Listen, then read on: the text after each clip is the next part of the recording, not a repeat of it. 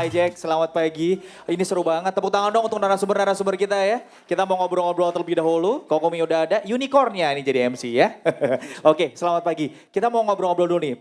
Mungkin ke Pak Leo dulu kali ya.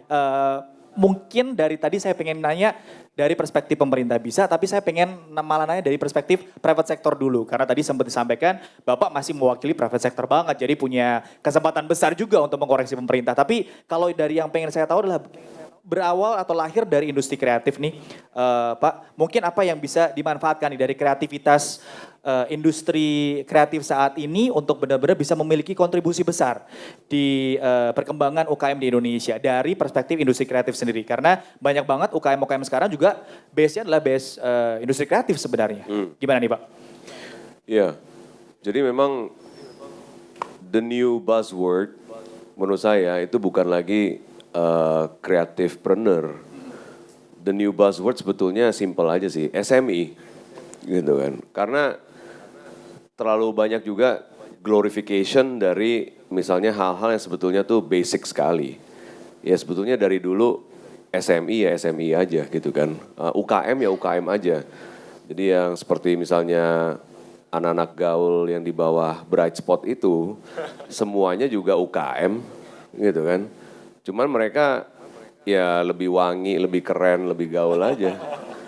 So that's the difference gitu kan. Tapi secara omset, kemarin ada pembahasan di salah satu ruang staf khusus Pak Menteri. Kita lagi bercanda-canda santai, habis rapat yang luar biasa itu ya kan.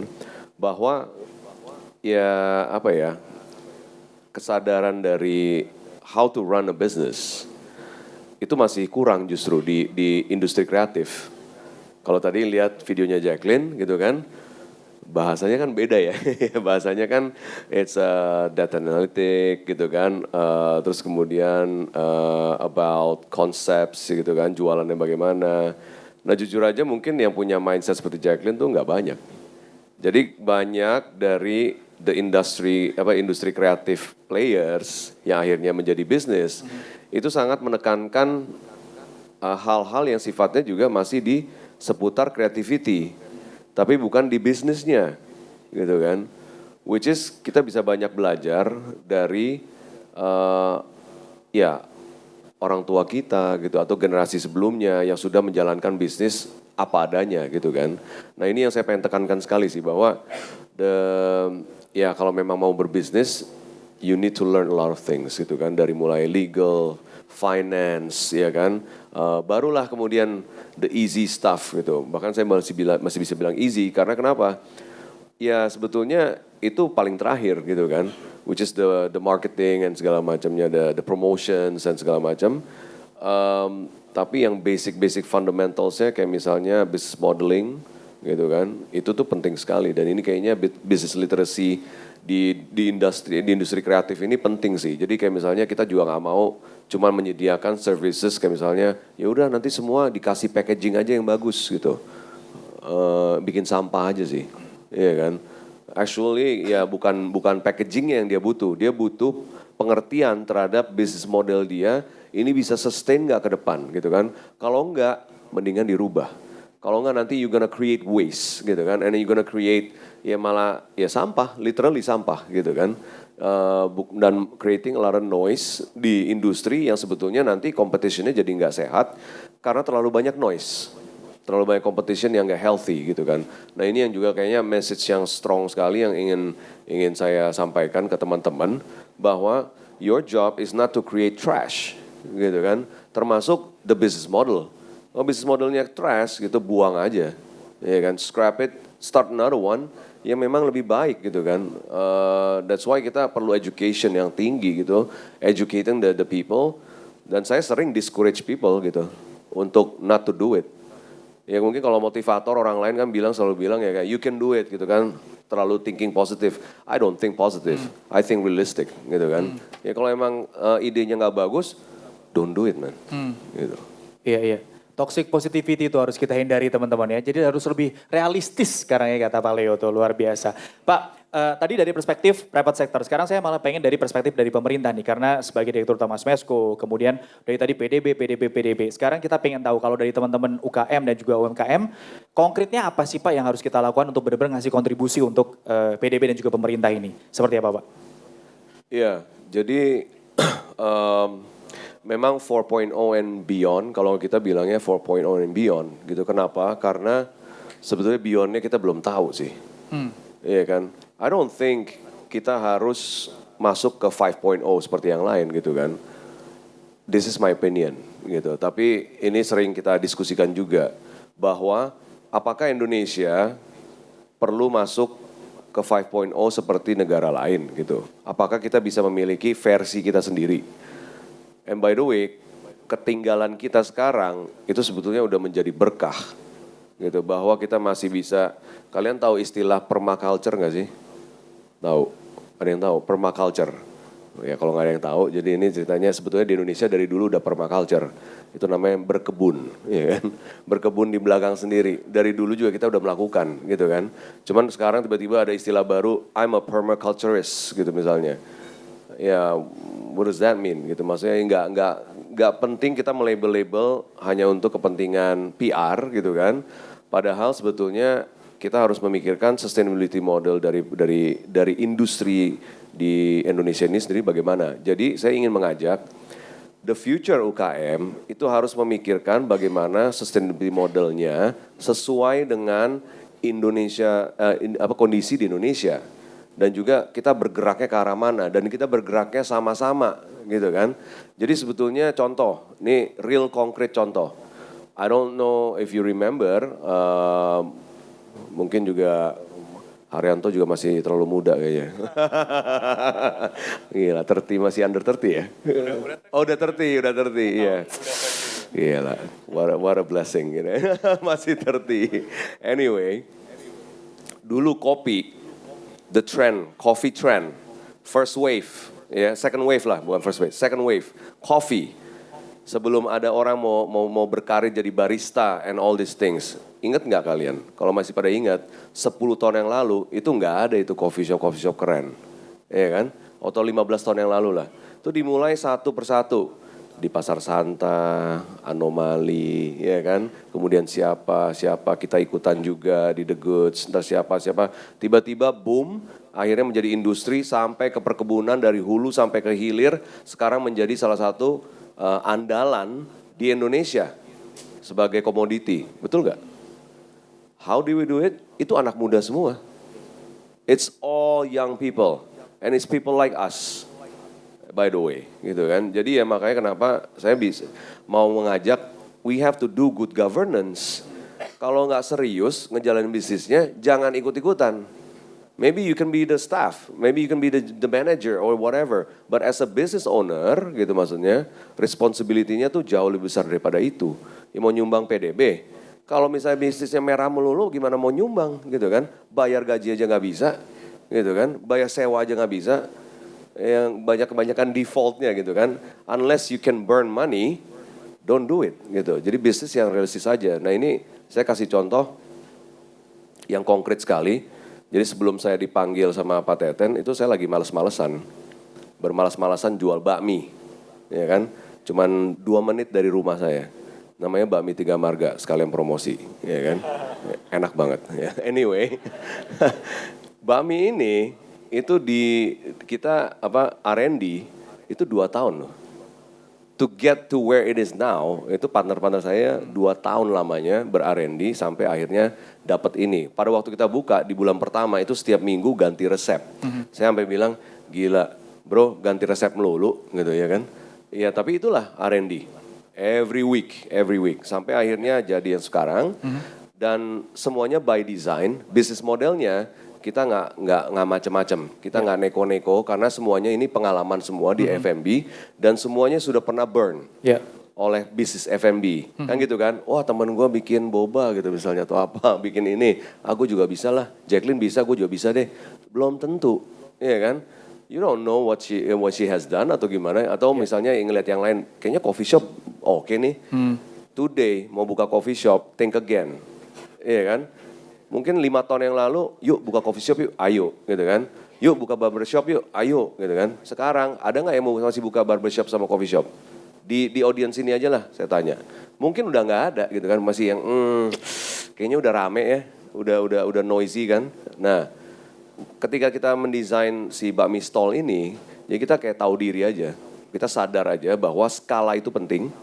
Jadi kita skalanya itu dipikirkan. And by the way, ya maksudnya selama ini mungkin kita merasa oke, pengalaman dan skill set kita udah di mana. Ya. Tahun ini kita memikirkan sesuatu yang ada di sini aja gitu. Jadi si konsep bakmi itu sebetulnya itu adalah sesuatu yang sederhana yang pasti bisa dilakukan dan pasti harus sukses. Ya. Bukan sesuatu yang dimimpikan. Gitu. Tuh, skala dan juga sustainability itu yang penting banget ya Pak ya. Oke, kita ke Har nih. Tepuk tangan dulu untuk Forbes 30 under 30 kita dong. Luar biasa ya banget ya. Saya tuh pengen masuk tapi mukanya udah 40 kayaknya ya. Jadi susah banget nih. Har, selamat sekali lagi. Tapi saya pengen nge-highlight dulu bahwa 5 tahun tentu saja Mocha udah jalan. Tadi sempat disampaikan di presentasi lebih dari 30.000 merchant di Indonesia yang sudah terbantu. Dan kebanyakan adalah UKM. Gimana sih sebenarnya produk Mocha ini benar-benar bisa ngebantu ngembangin UKM sampai dengan sekarang ini sampai sudah berapa triliun tadi, 21 triliun segala macam transaksi yang sudah dijalankan oleh Mocha. 5 tahun ini journey-nya seperti apa sebenarnya? Tentunya 5 tahun ini seperti roller coaster ya. Kita mulai pas 5 tahun lalu belum ada yang ngerti apa itu mobile POS. Semuanya pada bingung, apa sih cloud-based POS? Kenapa saya butuh POS system? Kita salah satu pemain pertama yang masuk ke situ. Kenapa sih kita masuknya dari POS? Karena kita percaya yang seperti tadi Pak Leo bilang, untuk memulai satu bisnis kita butuh beresin yang foundation-nya dulu. Ya, sekarang banyak yang ngomong tentang go online. Ya. Dan banyak fokus yang diberikan kepada misalnya jualan online, e-commerce dan sebagainya. Tapi menurut saya, before you can run, you need to walk first, right?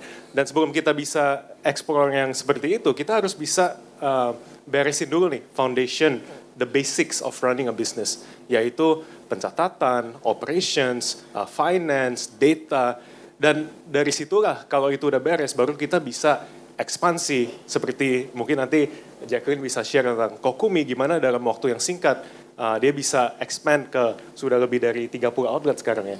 Tentunya itu nggak bisa dilakukan tanpa beresin yang foundation dulu, the basics.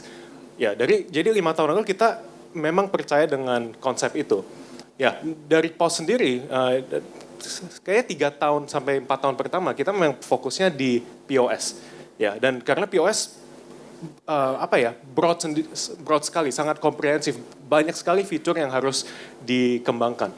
Karena POS bukan cuma sekedar pencatatan transaksi, tapi sampai ke inventory management, employee management, CRM, dan sebagainya.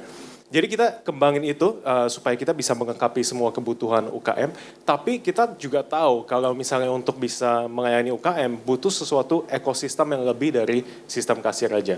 Maka dari itu Mocha sudah evolve ya, dari 5 tahun lalu yang mungkin hanya sistem kasir, sekarang sudah menjadi sesuatu ekosistem yang sudah integrated dengan payment, dengan lending, dengan API yang bisa connect ke platform apa aja. Dan juga Mocha Fresh yang produk terbaru, mungkin yang tadi Pak Leo bilang, how can we aggregate the demand supaya bisa dapat harga yang lebih murah. Itu sebenarnya konsep di belakang Mocha Fresh. Kita lihat 70% dari merchant-nya Mocha F&B. Dan mereka butuh bahan baku yang mirip, yang sama gitu. Misalnya kalau misalnya jual kopi atau jual boba atau sebagainya, butuh gula atau gula merah ya kan, GMP.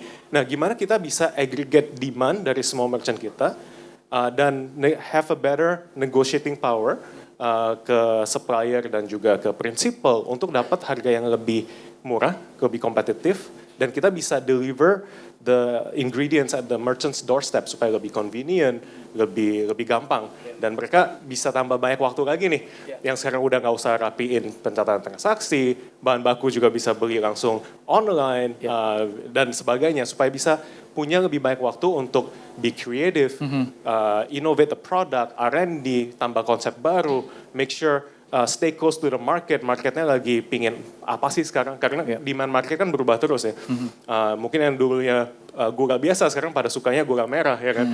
how can we stay close to the market, Yeah. stay relevant to the market, supaya lebih bisa banyak waktu lagi untuk melakukan hal-hal yang penting seperti itu instead of Yeah. the admin work behind running a business. Jadi adminnya biarlah mau kayak yang ngerjain untuk creativity dan Benar juga sekali. untuk bisa bikin improve bisnis teman-teman, silahkan bisa dilakukan gitu ya. Absolutely. Oke, kita mau minta update dulu dari Jack dong tentu saja sebagai penggemar Okinawa Brown Sugar Big Boba. Selamat sekali lagi, mungkin bisa diupdate dulu nih untuk Kokumi. Tadi Har sempat mention udah ada 30 store segala macam, padahal baru 2 tahun dari 2018 ya. 1 tahunan lah. Dari Pak Leo sama Pak Haryanto saya setuju. Jadi bisnis model sekarang beda. Jadi waktu pertama kali saya mau buka bisnis ini, saya nggak percaya omongan motivator gitu ya. Kalau motivator bilang nekat aja. Pokoknya kejar your passion, nekat. Terus berhasil. Contoh-contohnya banyak nih masalahnya. Masalahnya yang kita tahu, contoh-contoh orang sukses berhasil yang memang nekat dan ternyata jadi sukses banget, yang dari garasi dan sebagainya tiba-tiba jadi sukses, berapa persen dari yang nyoba? Mungkin 1%. Saya nggak mau nih jadi 99% gitu. So, saya cari pertama demografik. Saya mau suksesnya Asia, Indo, global atau gimana. Pertama saya cari Asia dan Indo. Indonesia dulu dong, kan saya tinggal di Indo. Saya cari demografik, saya lihat kurvanya. Kurvanya kita tuh dari kecil, umur 0 sampai umur 70 ya, mengecil semua kayak segitiga. Jadi dari umur 50, life expectancy-nya drop semua sampai atas. Berarti market terbesar saya adalah Gen Z dan millennial. And they are the spender, they are the roda ekonominya Indonesia gitu loh. Nah, saya jadi lihat demografik, kalau saya mau sukses di Eropa beda. Eropa itu yang gede di tengah, life expectancy-nya panjang. Anak kecil sampai anak remaja dikit, karena mereka nggak mau punya anak kan, dan mereka married tua. Jadi yang gede di umur 40, 35 sampai ke 50. Berarti saya nggak mungkin bikin Kokumi nih di Eropa. Bisa, tapi chance demografik marketnya itu saya pelajarin, oke, kalau di Indo gini, berarti saya mesti produk yang bisa touch the heart of young people. And it's not about only the product. Kalau memang saya cuma main produk, I will be competition ya, kalah dengan competition. I mean I'm only human ya. So the system and the product itu harus jalan. So I need the brand identity gitu. Nah itulah makanya waktu ketika saya pengen gedein IP atau brand identity, saya survei target market saya udah jelas nih anak muda nih ya. Saya survei ke semua unit. Satu kata aja happy. Coba sebutin ke saya. Kalau yang what represents happy? Gak ada yang jawab money loh. No, mungkin more than 300 anak muda yang saya survei. Surveinya nggak ke saya. Oh gitu. Emang masih muda? Masih muda nggak? Oh iya. Oh iya. Mungkin saya bisa masuk. Dibalikin Oh, bukan iya. muda. Oh baik. So- Aku dibully loh, bertiga loh. Enggak, Lanjut, Jack. maksudnya kan men are like Bercanda, wine. ya. It's okay. Iya. Men are like wine Oh ya. aku kayak wine. Iya. Iya. Jadi pas saya survei, waduh, nggak ada satupun jawab money.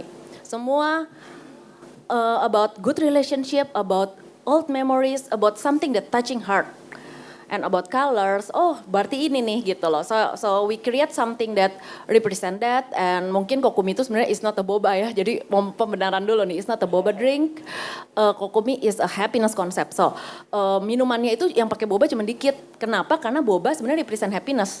Karena it brings a good memories, good old times. Tapi banyak jus, banyak tea, more than that gitu loh. Jadi ya memang kalau saya lihat bisnis sekarang ternyata harus stay relevan. Yeah. Relevannya based on data gitu. Berarti konsumernya sahabat Kokumi ya namanya sebutannya. Iya. Yang datang tuh yang butuh cinta, berantem sama pacar gitu itu berarti ya. Yang cari bahagia ya. Karena konsepnya kita di setiap store beda ya. Jadi kalau saya masuk ke store yang A, itu konsepnya tentang love yourself. Kalau store yang lain about friendship, about family, about love. Tapi Iya. kebanyakan store Kokumi itu about love yourself unconditionally. Iya. So it's a self love and self care and apa sih kata dunia gitu. Kata dunia kan you have to have achievement, you have to young and success, you have to be handsome, pretty segala macam. Yeah. Atau you have to be rich. Tapi yang kita mau sentuh anak muda adalah you don't need to be all that. You have to love yourself unconditionally because you are unique. There's only one you. Dan itu yang kita konsepnya itu ada di neon-neonnya, di tempat Instagramnya. Dan unicorn sendiri kan ada artinya. Ya, unicorn. Kenapa lambangnya unicorn? Because unicorn is a symbol of hope, miracle, magic. And sebenarnya unicorn itu tuh mystical creature yang hanya bisa dilihat oleh hanya dua ininya. Either you're a virgin or you have a pure heart. So hanya 2 yang bisa lihat. Nah itu jadi kita lambang pureness-nya itu kita bawa gitu loh. So you have a pure heart, bahan bakunya kita pure. Ya. Gitu. Jadi banyak konsep yang memang kita Padahal sempat mengembangin. ada ya dulu ya toko nanya unicorn tuh apa? Itu loh yang digital gitu ya padahal ya. Sebenarnya ini lain. Di Oh Mocha lain. banyak yang pesan unicorn drinknya supaya Mocha bisa jadi unicorn juga. Amin. Oke, bagus banget tuh ya. Jadi ini bukan tentang minuman boba, tapi ini adalah tentang konsep bahagia Iya, gitu ya. Itu iya. yang ternyata disajikan oleh Kokumi. Nah, tadi yang menarik pada saat saya lihat videonya Jacqueline bahwa kalau ada boba lain, saya tidak melihat mereka sebagai saingan, tapi sebagai teman lah gitu ya. Semua Tapi malah ownernya teman semua. oh, oke ya. Dan kalau ngelihat tren ini selalu berubah, kebutuhan dari generasi Z, kebutuhan bahagia orang atau mungkin teman-teman generasi Z sekarang juga beda-beda. Gimana tuh untuk evolve Kokumi ngelihat tren Ya ini? memang kita tuh harus tetap relevan ya. Itu yang paling berat dari kita adalah tetap relevan. Apalagi umur saya udah borderline milenial nih. Makanya saya di kantor saya hire semua milenial. Semua Gen Z and millennials. Dan yang saya bilang relevan itu ya kita ngikutin, kita dinamis. Relevan itu bukan berarti mengorbankan value. So our vision and our goal and our value is still the same. Ya, kita pokoknya mau hidup benar, kita hidup lurus, kita purpose-nya jelas, kita punya deeper meaning, tapi relevan itu adalah cara kita gimana menyampaikannya, komunikasiin itu. Contoh, kemarin kan heboh tuh soal plastik nih. Kokumi kan diserang dong, ya kan plastik kan gitu. Nah itu saya mau tetap mikir kayak, aduh orang Indo mah nggak ngerti lah yang penting murah. Atau saya mau ngikutin perkembangan zaman gitu loh. Akhirnya ya udah kita cari alternatif, kita cari cassava lah, which is per Februari ya Kokumi udah ganti semua ya, kecuali cupnya masih dalam proses, cuman plastik, straw semua kita udah ganti semua. Wow. Kita ngikutin relevan ya, kita tetap relevan. Terus rasa relevan gini, waktu awal itu saya mau bikin happiness concert tapi bosan boba. Bosen sama boba ya banyak gitu. Jadi saya bikinnya menu aneh-aneh kan, unicorn drink, semuanya yang pakai reaksi natural, bisa berubah color kayak magic gitu. Karena memang konsep kita kan magic ya, unicorn kan magic. Jadi saya datang ke sekolah-sekolah, saya ajarin mereka gimana cara anak-anak ini bikin magic at home dengan alat-alat yang ada di rumah, mereka bisa ganti-ganti warna tuh. Itu semua reaksi natural dari bahan baku makanan yang mungkin hanya some of food technologies yang tahu gitu. Nah tapi ketika boba tiba-tiba tren, nah manajemen push saya dong, saya mau idealistiknya nih. Atau saya mau tetap purpose saya jelas, saya purpose dan vision saya jelas gitu. Pureness and sebagainya. Tapi boba is a part of happiness. We are happy when we drink boba. Akhirnya saya keluarin juga kan, walaupun cuma 1, 2, 3 menu lah gitu loh. Tapi ya kita bikin kreatif, differentiation, klepon konnichiwa, bobanya rasa klepon, something yang different gitu. Something like that lah. Saya pikir ini Kokumi inspirasinya ke saya ya, bulat-bulat semua ya boba lah, klepon lah gitu ya. Oke, jadi itu penting banget ternyata ya. Sekarang ke Har lagi, seberapa penting sebenarnya teknologi untuk teman-teman UKM pahami bahwa ini untuk mereka bisa evolve, untuk mereka bisa sustain segala macam teknologi itu penting. Kalau dari Har seperti apa nih? Pentingnya teknologi untuk bisnis kita sehari-hari sebenarnya. Ya, tentunya penting sekali ya. Mungkin tadi saya udah share juga yang di pas pertanyaan pertama. Tanpa teknologi kita nggak bisa scale. Ya, jadi banyak bisnis yang masih stay where they are in their comfort zone. Misalnya mereka cuma punya 1 outlet dan mereka nggak bisa berkembang kalau belum terapin teknologi itu. Yeah. Tapi menurut saya sebenarnya fundamental problemnya itu, mungkin tadi Pak Leo udah sentuh sedikit. Mereka nggak ada niat untuk sebenarnya berkembang sih. Jadi itu sebenarnya juga salah satu yang kita perlu edukasi bahwa even though teknologi udah ada, semua tools yang mereka bisa pakai udah ada, jualan online dan sebagainya. Tapi kalau nggak ada niat untuk berkembang, juga there's not much we can do, right? So part of the education is actually also to tell them that, hey, it's time to actually grow, right? Jadi itu yang kita lakukan juga sih. Dan teknologi mungkin begitu udah beresin operations dan sebagainya, kita bisa manfaatkan teknologi banyak sekali. Misalnya zaman sekarang banyak konsep F&B yang baru yang explode karena memanfaatkan teknologi online, jualan online lewat platform seperti GoFood dan GrabFood. Dan UKM yang nggak memanfaatkan itu akan be left behind. Ya, jadi sangat penting untuk semua UKM untuk bisa memanfaatkan teknologi. Di tengah kayak misalnya salah satu contohnya Kokomi juga akan selalu berkembang dengan teknologi yang selalu akan baru, berarti Moka juga akan jalan bareng lah ibaratnya, kira-kira dari teknologi apa yang bisa kita collaborate bareng-bareng gitu ya. Pak, ini penting nih Pak, reluctant sama perubahan. Teman-teman UKM nih memang kita sering lihat bahwa alasannya adalah, aduh gaptek nggak ngerti ini atau segala macam. Atau bahkan kita udah encourage mereka untuk naik kelas, tapi mereka sendiri reluctant sebenarnya sama perubahan. Kalau dari pemerintah sendiri apa nih dengan melihat fenomena seperti ini? Iya, jadi ini statement juga udah pernah disampaikan ya, bahkan oleh Pak Menteri gitu, bahwa memang banyak juga UKM yang memang itu tadi, dia tidak mau naik kelas, dia sudah comfortable di zone yang dia ada sekarang, sehingga ya growth itu memang bukan untuk semua sih, gitu kan. Tapi kan ada responsibility dari orang-orang yang nantinya bisa grow gitu, untuk bisa ya do good governance itu tadi gitu kan. Nah kalau pemerintah ini mau make sure bahwa yang grow itu adalah juga yang harus grow gitu, maksudnya yang tepat sasaran gitu kan. Kalau memang yang nggak mau, ya itu memang ya itu haknya semua orang gitu kan. It's your choice gitu, nggak semuanya ini. Dan juga pemerintah juga, even pemerintah sendiri juga nggak bisa enforce gitu kan. Tapi yang terjadi sekarang kan sebetulnya kan grafiknya yang nggak ideal gitu kan, nggak ada keseimbangan gitu. Kalau nantinya kita udah mencapai misalnya our mid sektor kita udah stable, udah besar, udah kuat, dan grafiknya sekarang udah nggak piramida lagi, tapi udah lebih kayak rumah gitu kan. Itu nanti discussionnya udah nggak seperti ini lagi. We're not gonna talk about this gitu kan, karena orang-orang udah level kesejahteraannya udah lebih jauh lebih aman gitu kan. Tapi kan yang sekarang terjadi kan sebetulnya kan ya masih grafiknya masih seperti itu. So sekali lagi jadi ya pemerintah ingin menciptakan that balance aja gitu kan. Dan ya saya juga kenapa I join is because I wanna support the government dalam effort itu gitu. Karena saya merasa tadinya saya udah kelar gitu, I'm done with whatever, my ambitions dan segala macam.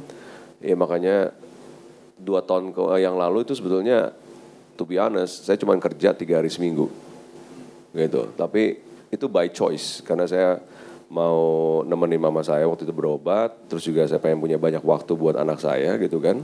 Nah ini sebetulnya pada waktu saat itu mikirin bisnis modelnya tuh yang nggak perlu repot gitu. Jadi instead still we have to grow, tapi kita nggak grow-nya nggak horizontal, kita nggak expand ke samping, kita expandnya vertical integration gitu kan, jadi ke atas gitu kan. Jadi yang kalau di bisnis model di noodle kita itu basically kita mau jadi pabrik. So now we supply to other noodle vendor. Cuman si outletnya cuma satu aja. Mungkin nggak akan berubah, tapi let's say ini kan terinspirasi dari bakmi yang zaman dulu ada di mana-mana gitu kan, old school aja gitu. Punya satu tidak buka cabang gitu kan. Tapi sebetulnya di baliknya kan dia punya engine gitu kan. Nah ini yang maksudnya kesadaran seperti ini saya rasa perlulah di zaman sekarang gitu kan. Jangan lagi didorong oleh motivasi kayak misalnya unicorn dream gitu kan. I'm sorry, not everyone can be unicorn. Gitu loh. I'm sorry, that's the fact, ya kan? And don't let other people sell you this dream. Gitu kan? Iya, it's okay to be where you want, tapi memang growth penting. Nah, reason to grow-nya ya buat memberdayakan orang lebih banyak dong. Iya kan? You gotta help other people gitu kan. Ya, we all live in this together. Kalau enggak, ya ini I'm not a hippie ya, tapi this world is going to be chaotic lah. Ini bentar lagi, in 50 years we're gonna die. Tapi untungnya Kokomi lambangnya dulu udah unicorn duluan ya. Pokoknya gitu. gue udah lambangnya unicorn duluan. Oke, Pak, yang reluctant tadi Pak, yang mau berubah dan tidak berubah pasti adalah pendekatan untuk mereka. Entah itu mungkin komunitas, personal, cluster, segala macam. Bentuk edukasi apa ke mereka yang dilakukan untuk benar-benar, ayo naik kelas. Oke, jujur gitu maksudnya. It's very hard to. Jadi saya di industri makerspace waktu itu kita melatih 6.000 orang selama 5 tahun. Sekarang masih still growing gitu kan. Itu berbayar 750.000 sampai 1,5 juta for 1 day class. Mahal gitu kan, di Rawabuaya pula. Bayangkan orang-orang yang berbayar ini dengan harga segitu, itu aja yang bisa lulus gitu kan dari istilahnya starting point sampai akhirnya menjadi bisnis, usaha kecil, belum bukannya mikro ya, bukannya menengah, baru usaha kecil, itu nggak banyak. Persentasenya sedikit sekali. So imagine kalau misalnya ini ada pelatihan gratis gitu kan. Pelatihan gratis is not a solution gitu kan. Karena saya juga nggak percaya sesuatu yang gratis. Bikin orang nggak responsible gitu kan. They have to pay gitu kan. Ini dua arah nih gitu maksudnya. You have a responsibility, we have a responsibility, the government has a responsibility gitu kan. Nah jadi it's a choice gitu, semuanya is a choice.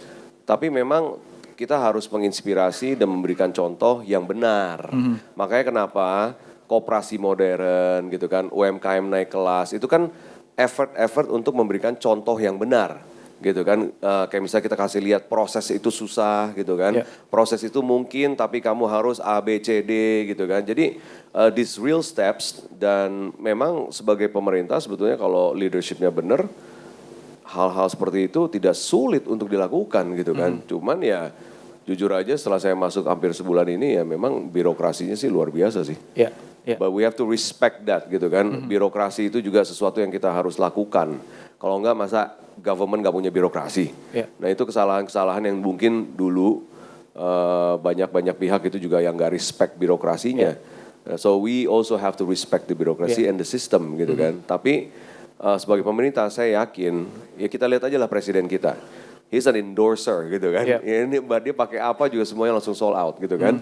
It's by choice and by design to inspire supaya ya UKM-nya pingin naik kelas. Yang nggak ingin nggak apa-apa.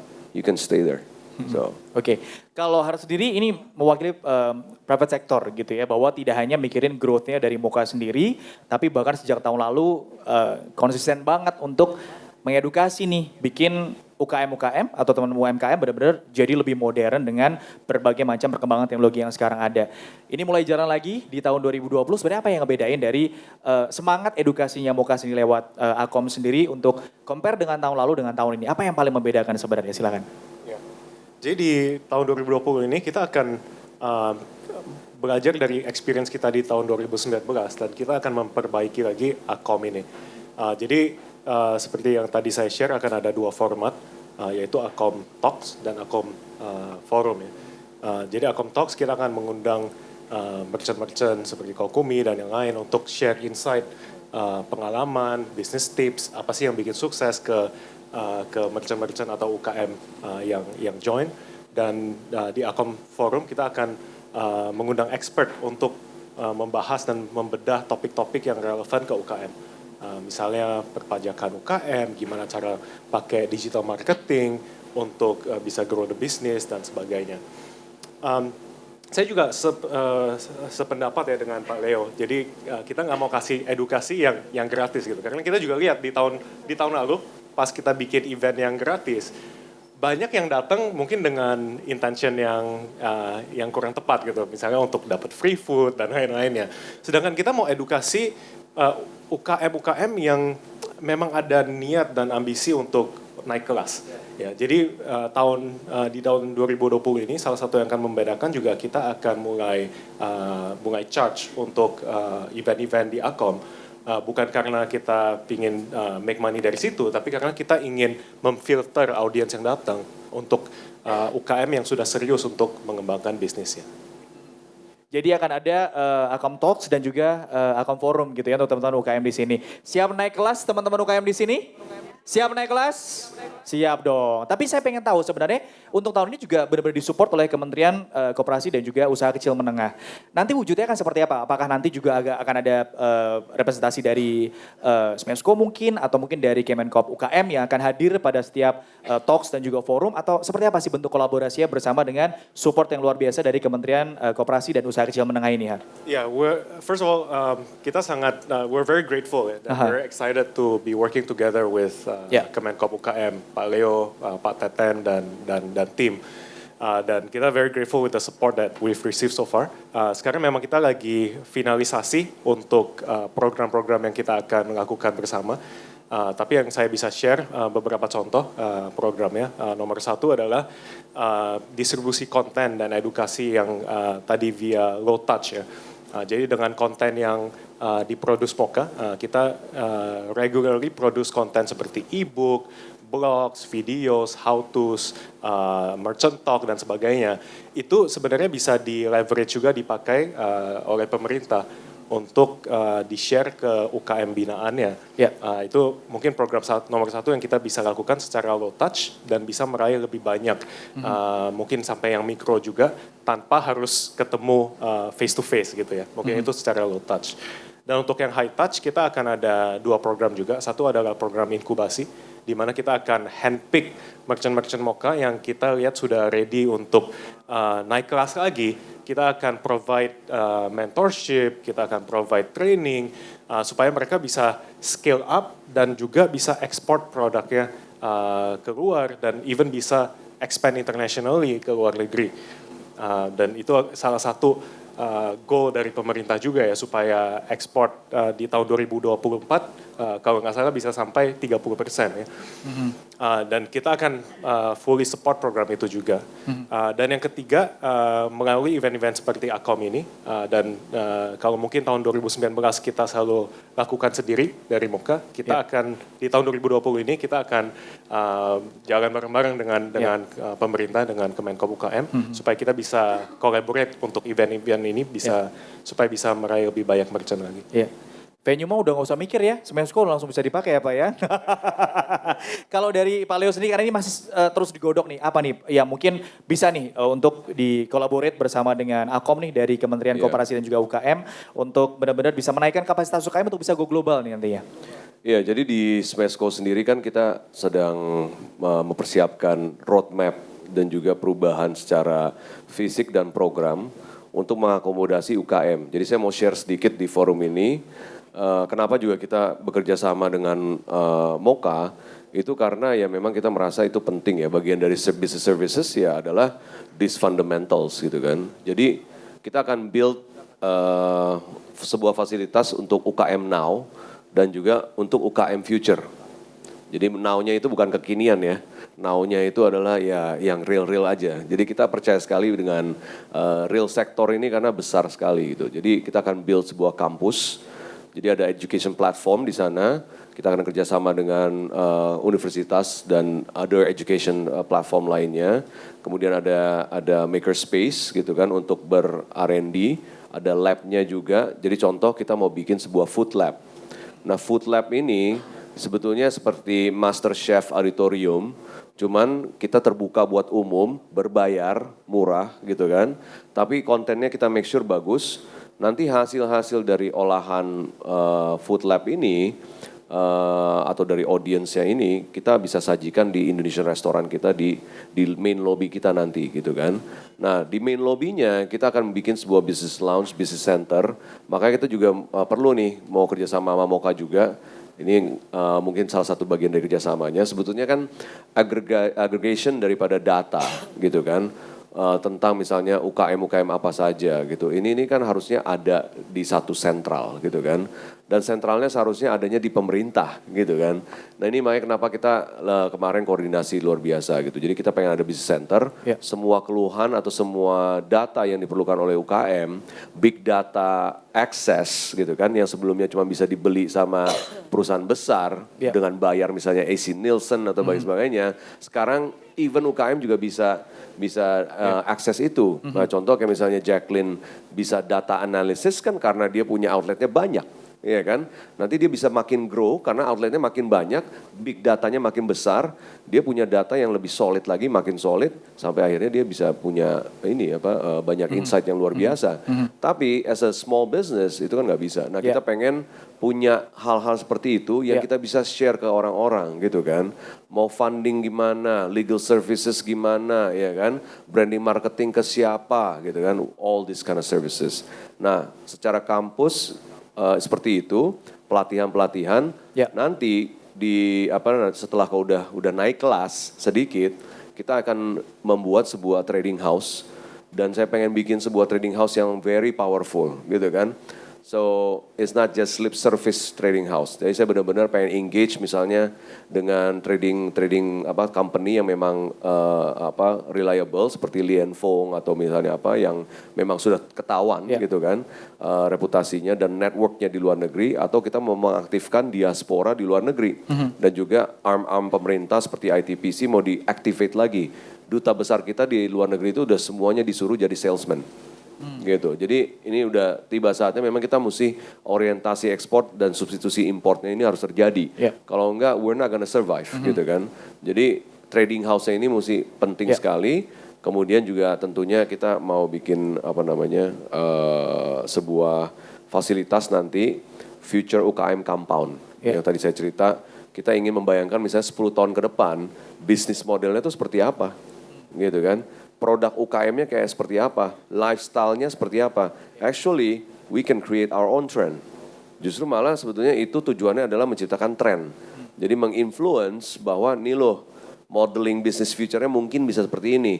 You can follow, enggak juga nggak apa-apa gitu kan. Tapi at least kalau kita drive ke arah sana, mulai dari komoditas yang kita pilih sampai ke end produknya kita bisa kasih lihat.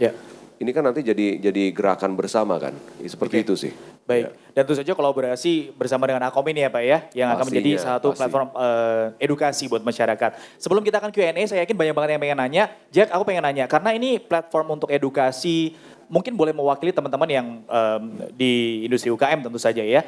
Sebenarnya ini perwakilan pemerintah ada, dari private sector juga ada, udah ngasih platform yang bagus banget nih untuk bikin semua UKM mau naik kelas ibaratnya. Tapi kalau kamu pribadi sebenarnya apa sih yang kamu butuhin dari support dari government kayak gitu? Apa yang dibutuhin dari private sector dulu ya? Iya. Kalau dari private sector aku berasa gini, yang tadi Har bilang tuh semua aku ngelihatnya is not a product but is an added value gitu. Jadi aku bukan beli produknya juga, tapi ada nilai lebih di dalam itu, yaitu service, dia mau mentoring, selain beli produk ada edukasinya. Nah itu yang kita butuhin sih sebenarnya. Jadi waktu saya baru mulai satu outlet, which is outlet saya tuh kecil di tempat yang juga nggak rame ya, outlet pertamanya. Mungkin tempatnya kalau saya sebut sini nggak ada yang tahu. Di mana? Di Green Lake, jadi nggak ada yang tahu mungkin ya. Jadi itu benar-benar tempat yang belum develop. Saya baru bukan pertama. Yang pertama saya itu butuhnya 5 nih sebenarnya dari private sector. Saya butuhnya sistem, kontrol, analisis, execute, dan monitor. Gitu. Jadi dari sistem yang kita perlu adalah belajar sistem. Karena kalau kita udah belajar sistem, akan mereduksi human error, which is kita semua manusia. Saya aja nggak detail. Kalau ngitung uang saya selalu salah loh sampai sekarang. Gitu. Nah, jadi kan dari sistemnya Moka udah dapet, efisien ya, gampang. Orang segaptek saya aja, saya gaptek banget, handphonenya saya nggak tahu gimana cara silent sampai sekarang. Cuman saya bisa operasiin Moka gitu. Jadi ketika ada kasir saya nggak masuk, saya bisa gitu kan. Saking gampangnya, terus habis itu kontrol, bisa kontrol nggak inventorinya, formulanya, ada kebocoran bahan nggak. Kalau dia bisa, lalu dia bisa analisis apa yang dia kasih buat saya. Grafiknya naik apa turun, top 10 menunya apa. Ada nggak menu-menu yang slow atau nggak ada sama sekali. Jadi saya nggak usah liatin checker satu-satu, sudah terdata, itu saya mau kill. Jadi saya ada efisiensi inventory, supply chain. Jadi saya jual barang-barang yang memang laku-laku, ternyata ini kalau saya mau keluarin menu baru, dari rasa-rasa ini aja saya mix aja gitu.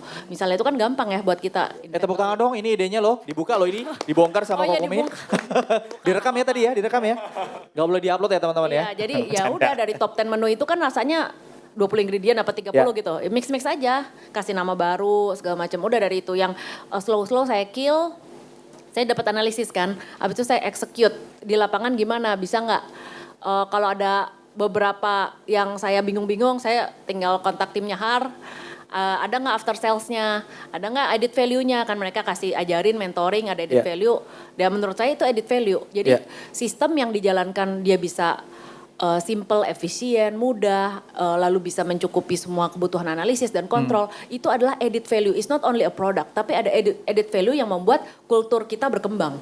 Ya, jadi kultur kita bukan lagi kultur yang mati, dia bisa berkembang, tumbuh menjadi ya itu bisa naik kelas lah gitu. Lalu yang terakhir adalah monitor. Saya bisa monitor nggak dengan sistem itu. Semoga sih tidak hanya teknologi yang kita perjuangkan bareng-bareng, edukasi yang untuk naikin teman-teman UKM naik kelas, tapi juga quality control mereka akan benar-benar bisa naik kelas juga. Jadi stigma-stigma kayak gitu bisa kita hilangin Mbak Leo ya.